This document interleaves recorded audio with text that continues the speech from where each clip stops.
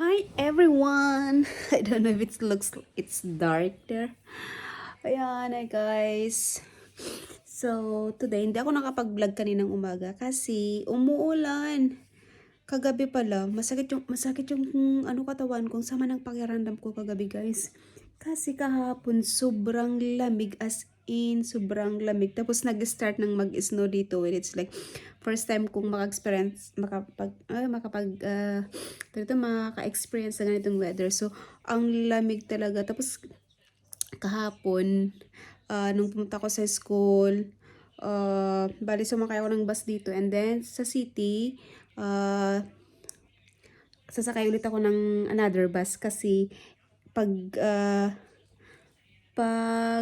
pumapasok ako ng every Monday and ano ba yun? Parang twice a week yun, guys. Twice a week yun na pumapasok ako ng late. So pag yung pinapasukan ko ay yung late time, yun. Lumilipat ako sa ibang bus. Pero pag yung maaga akong papasok, diretso yun sa school. So yun, kahapon nga guys, lumipat ako sa isang another bus naman from city. And ang lamig, sobrang lamig talaga. Parang pumapasok yung lamig dun sa mga buto ko, sa mga laman ko, ang lamig talaga, as in giniginaw talaga ako kasi ang tagal ng bus. So pagdating ko kahapon dito, hapon ako dumating after school. Tapos yun, ang lakas ng mahangin, na malamig, na umuulan, tapos parang sama ng pakiramdam ko talaga. Tapos yun, kagabi uminom ako ng gamot, and then yun nga, natulog ako. Pagkagising ko kanina umaga, parang ang lagnat ko, may lagnat ako, and then sabi ko sa asawa ko, parang lagdating yata ako. So sabi niya, hindi ka na papasok sa school. Sabi ko na, ayoko mag-absent. Kasi, yun nga guys, pag mag-absent ka na isang araw sa SFE, parang feeling ko parang ang dami mo nang na-miss na lesson. So, sabi ko, papasok na lang ako kaya. Kahit masama yung pakiramdam ko, pumapasok pa rin ako sa school, guys. Kasi gusto ko talaga yung araw-araw akong papasok para, yun nga, wala akong ma-miss na lesson. Kasi, pag na-miss mo yung lesson, ipapagawa nila sa'yo na hindi na nila iuulit yung lesson. Basta bibigyan na lang nila sa'yo yung papel. Tapos, ikaw na yung gagawa parang ikaw na yung gagawa sa lesson na yun. And then, ikaw na rin yung, parang may mga sasagutan ka kasi hindi na nila ulit i-repeat yung lesson na yun. Kaya, sabi ko, masama yung pakiramdam ko, pasok na lang ako, sabi ko sa asawa ko. So, yeah, pumasok ako today, and then, yun nga, umuulan, malakas yung ulan. Tapos, buti na lang kanina nung dumating ako sa school, kasi yung sinakyan kong bus diretso na sa school, buti na lang nung dumating ako doon, huminto na yung ulan, kaya bilis-bilis akong bilis-bilis akong pumunta doon sa building kasi sabi ko, para hindi ako maulanan kasi masama yung pakiramdam ko. So, bilis-bilis akong naglakad, bilis-bilis kong maglakad. Tapos yun nga, tapos madilim pa, tapos yun, anong oras na ba yun? 8 past na yung dumating ako sa school, pero ang dilim pa rin guys kasi nga umuulan, tapos makulimlim, kaya yun ang dilim-dilim. Tapos yun, nag-rest konti ako sa school bago mag-start yung klase. Nag-rest konti ako doon. And then, yun nga, dumating na yung isang teacher namin na nag-holiday siya ng 3 linggo. Ayan. So, parang, nung nag-umpisa kaming mag-schooling, parang 2 days lang namin siyang na-meet. Tapos yun, nag-holiday na siya, and then dumating siya today. So, siya yung teacher namin. Tapos yung old teacher namin, nag-holiday din siya. So, ng 4 days. So, next week, babalik na siya.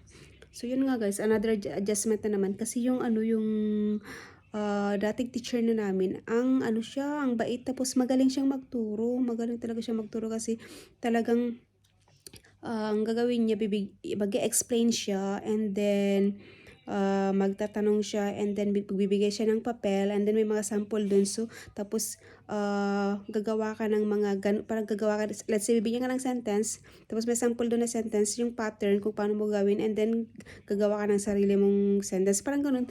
Kaya natututo kami talaga dun sa old teacher namin. Tapos yung teacher namin ngayon kasi, like, parang wala lang. Sabi na wala kaming natutunan today kasi nga, salita lang siya ng salita ng salita ng salita, tapos wala kaming naiintindihan sa mga sinasabi niya kasi nga, parang yung 4 hours namin today, parang wala lang. Parang lang siya, storytelling, and then nag-singing, kaya lahat kami talagang boring na boring talaga. So, ganun pala dito guys, yung sa SFE, depende rin pala yun sa teacher kung marunong talaga siyang marunong siyang magturo, marami kang matutunan kahit mga 3 weeks or 4 weeks lang. Mag-umpisa ka sa mga basic, marami kang matututunan. Pero pag yung teacher mo talaga walang guys, wala ka talagang matututunan.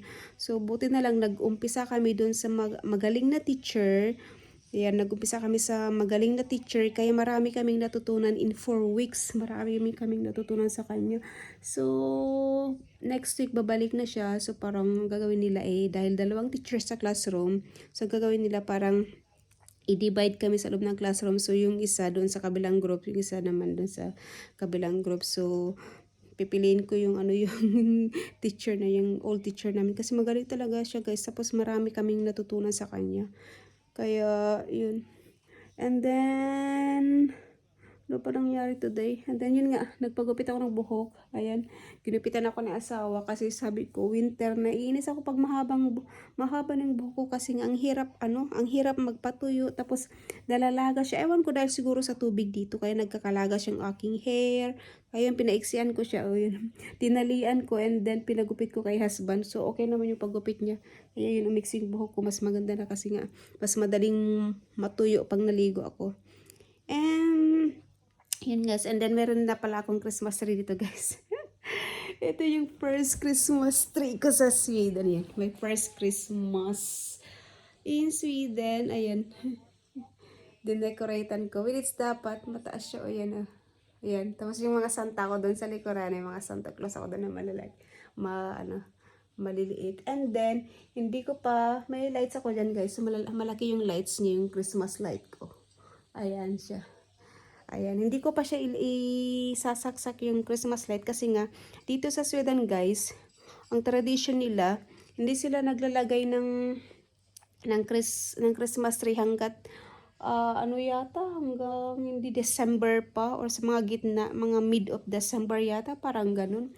Pero sabi ko sa kay husband, maglagay na tayo ng Christmas tree kasi dun sa Pilipinas, September pa lang, may mga naglalagay na kami ng Christmas tree, mga Christmas light. Sabi ko sa kanya. Sabi niya, ang aga, kaya lang, siguro na siya sa akin. Kaya sige, sabi niya, sige, maglagay ka na. And then, dahil Black Friday, nagpunta yung asawa ko, sabi niya, doon pala sa tindahan, marami na rin mga nag-decorate, naglagay ng mga Christmas light, tapos mga Christmas light. Sabi ko sa kanya, di ba, napa-timing tayo na naglagay na tayo ng Christmas, Christmas tree. Ayan guys. So, kakatuwa kasi meron akong Christmas tree dito. And then, meron kaming mga stars dito sa bintana na nakasabit. And then kahit sa kitchen meron din. Pero itong mga Christmas light ko, hindi ko pa yan papailawin kasi hindi pa daw sabi ni husband. Ewan ko kung kailan niya pailawin. Ayan. So, dito lang ako kasi pumasok si husband sa work. Nag-start siya ng 4 o'clock kanina. Pagdating ko, kasi kanina, dito lang siya sa bahay mag-isa. Kasi nasa school ako and nag-start siya pumasok ako ng maaga, 6 ako umalis ng bahay. And then, siya 4 o'clock naman ng hapon siya pag-start. Kaya, naiwan siya dito. Nagluto siya pagdating ko. Ready na yung pagkain. So, kumain ako and then nag-rest na. So, ngayon nasa work na siya sa van. And then, sabi niya, aantayin ko daw siya. So, sige, antayin kita kasi nga, off naman bukas. Ayun, mag-stay late ako ngayon kasi antayin ko siya.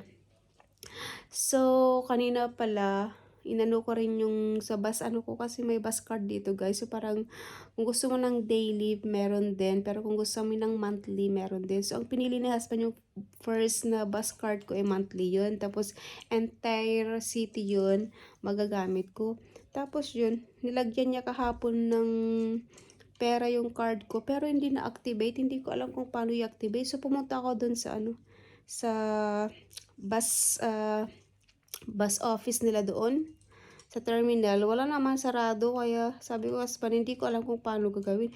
Tapos sabi niya magtanong sa driver. Tamang-tama naman na yung pinagtanungan kong driver bago. Kaya hindi niya alam kung paano gagawin. Kaya sabi ko, patay ka nito.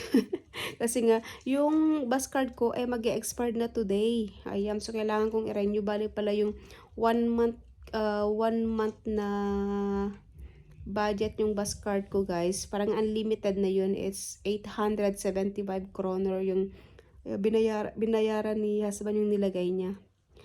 Ayan yung ano, kasi unlimited na yun guys, good for 1 month. Ayan kasi ginagamit ko yung card ko yun from here sa aming area hanggang dun sa city, and then pag nandun ako sa city, pwede rin akong gumamit ng ibang bus kasi yung sinasakyan ko yellow bus. So pagdating sa city, maraming mga parang city buses kulay blue, so pwede rin akong sumakay sa mga ganun, parang zone A and B yata, parang ganun. So yung binili ng husband ko yung unlimited, siya yung parang pwede kang sumakay enter ng ano ng city dito sa Gatlan. So yan guys, antayin ko lang yung asawa ko, and then babay, matutulog na kami. Hindi pa naman ako pagod, pahiga lang ako, nunod lang ako lang Diyos pa. So that's it guys, thanks on watching again.